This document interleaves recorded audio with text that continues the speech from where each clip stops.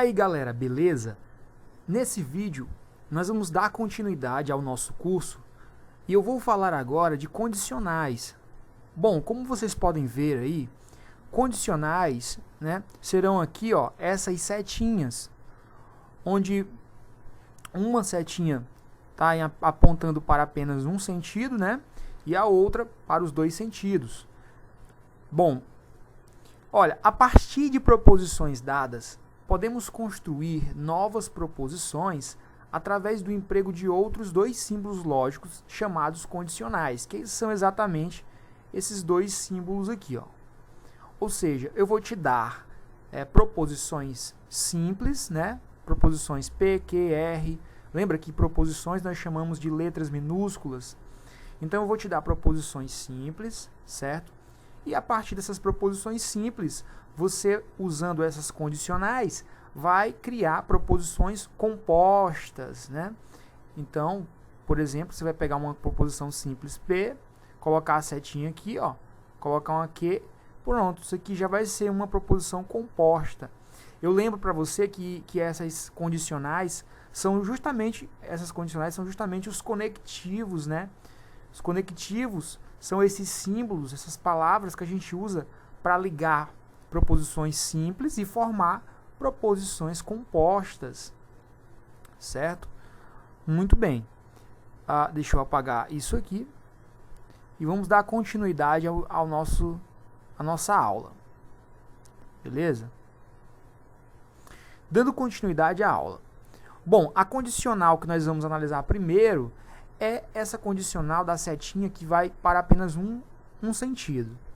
Olha só, colocando o condicional, essa setinha, entre duas proposições P e Q, proposições simples, obtemos uma nova proposição que nós iremos ler da seguinte maneira: se P, então Q. Veja que é justamente essa proposição aqui, ó. Nós vamos ler da seguinte maneira: se P, então Q. Outras maneiras de ler isso, né? Nós vamos poder dizer que P é condição suficiente para Q e Q é condição necessária para P. Tudo bem? Então, nós temos essas três maneiras de entender aqui. E essa primeira, se P então Q, é a mais usual, certo?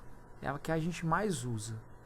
Bom, vamos ver alguns exemplos aqui para esclarecer melhor isso. Então, por exemplo, ó, se eu disser para você o seguinte, por exemplo, P, se P então Q, eu vou chamar P da seguinte afirmação: 2 diferente de 5. E eu vou chamar Q da seguinte afirmação: 3 é maior que 1. Veja, para montar aqui, né, a minha proposição composta, ficaria assim, ó: 2 diferente de 5, a setinha, né? Depois 3 maior que 1. Aí, trocando em miúdos, colocando aqui na forma de frase não matemática, na verdade, ficaria assim: se 2 é diferente de 5, então 3 é maior do que 1. Tá vendo? Então, isso aqui é um exemplo, certo? De uma aplicação dessa condicional aí, dessa proposição composta. Eu te dei aqui P e Q, duas proposições simples, né?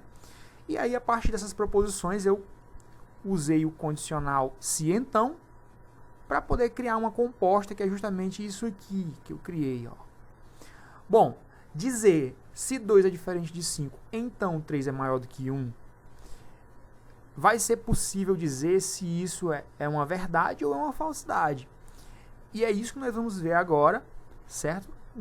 Dando continuidade a essa aula. A gente vai ver quando é que a proposição composta usada, que nós usamos com essa condicional, quando é que essa proposição ela vai ser verdade e quando é que ela vai ser falsa.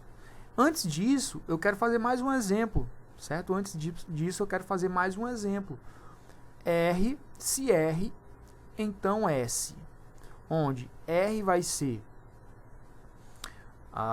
vamos botar aqui, 2 é maior que 3.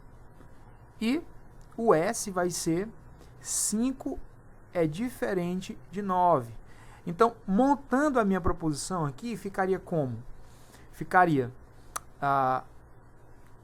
se, já indo direto, se 2 é maior que 3, que é o R, então o S agora, 5 é diferente de 9. Veja que eu estou afirmando, se 2 é maior que 3, então 5 é diferente de 9. Mais uma vez, dizer que essa afirmação é falsa ou verdadeira, né? Para isso, nós vamos ter que analisar aqui algumas definições que eu vou mostrar para você a partir de agora. Vem comigo. Bom, vamos postular aqui critério, né? O critério de classificação para a proposição se P, então Q. Baseado nos valores lógicos de P e Q. Então a gente vai fazer o seguinte, a gente vai fazer um critério aqui agora para saber quando é que ela vai ser verdadeira e quando é que ela vai ser falsa. Então tá aí, o condicional se P, então Q é falso somente quando P é verdade e Q é falsa. Caso contrário, esse condicional se P, então Q é verdadeiro. Então vamos dar uma olhada na tabela verdade e veja que olhando para os valores lógicos das proposições P e Q, veja que aqui deste lado nós temos aqui a proposição condicional, né? Se P, então Q. E vamos observar os valores lógicos desta proposição a partir dos valores lógicos das proposições simples. Então veja, quando P é verdade e Q é verdade, a proposição é verdade. Veja que quando P é falso e Q é verdade, a proposição também é verdade. E quando P é falso e Q é falso, a proposição é verdade. Só existe um caso que essa proposição se P, então Q, vai ser falsa. E esse caso está justamente na linha de número 2. Ou seja, quando for a primeira proposição simples verdade e a segunda proposição simples for falsa, nesse caso, essa condicional se P, então Q, vai ser falsa. Beleza? Isso tem que estar na sua mente.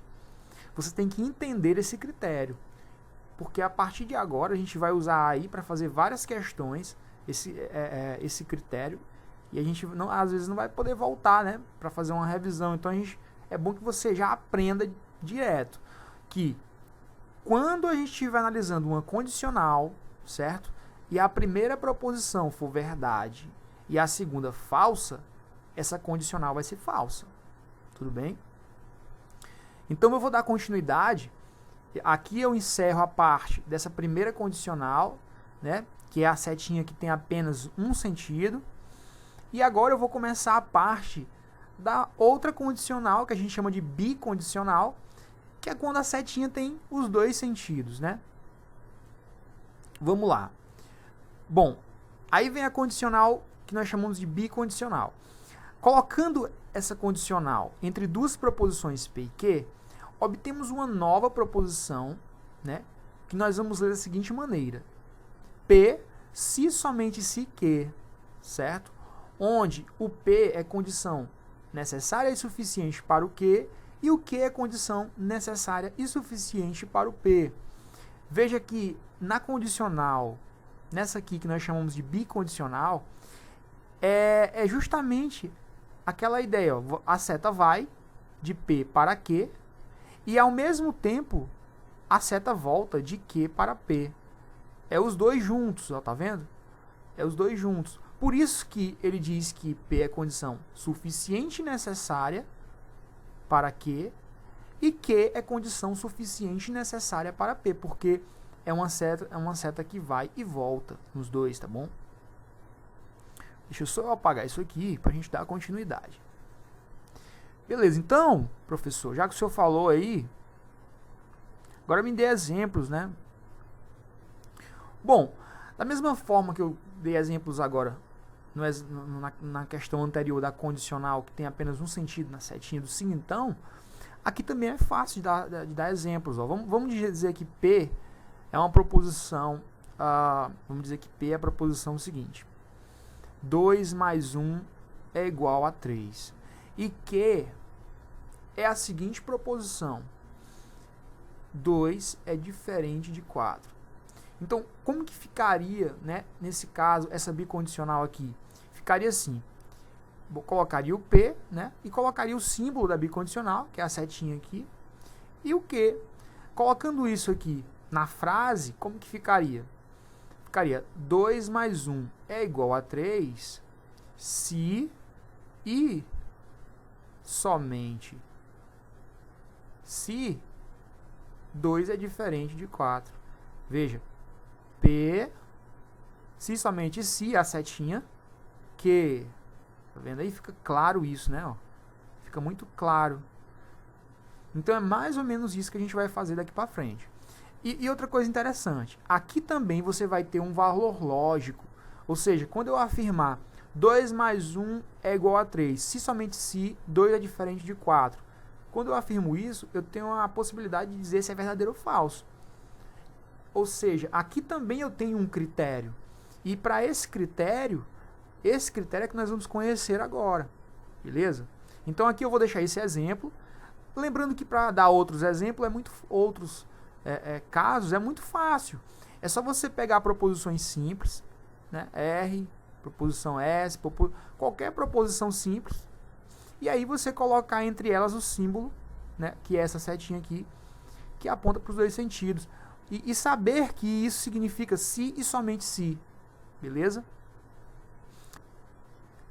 Então, vamos postular para o condicional se e somente se, no caso aqui, o seguinte critério de classificação. O condicional se somente se, né, que é essa proposição composta aí, é verdade, ou seja, é verdadeiro, somente quando P e Q são ambas verdadeiras ou ambas falsas. Se isso não acontecer, o condicional é falso. Como que é isso? Vamos ver a tabela. Então tá aqui a tabela. Olha aqui para os valores lógicos do condicional se somente se. Veja, quando o que é verdadeiro no P e o Q também, o condicional é o quê? O condicional é verdadeiro. Quando os dois são falsos, aqui ó, o condicional é o quê? É verdadeiro. Ou seja, ele só vai ser verdadeiro quando for verdadeiro, verdadeiro ou falso, falso. Nos outros casos, esse condicional vai ser falso, tá vendo? Veja que é muito simples de entender. Então, recapitulando. No primeiro condicional, que a setinha tem apenas um sentido, né? Nós vimos que vai ser falso somente no caso que a primeira for verdadeira e a segunda for falsa. Aqui só vai ser verdade quando os dois forem verdades ou os dois forem falsidades, certo? Isso vai ficar bem claro quando a gente estiver fazendo exercícios com esse assunto. Eu vou no próximo vídeo fazer exercícios com você e isso vai ficar bem melhor para o seu entendimento, certo? Então o vídeo de hoje eu vou parar por aqui. Apresentei para você as condicionais, se então e se somente se. Acompanhe os próximos vídeos, tente fazer os exercícios que serão propostos, beleza?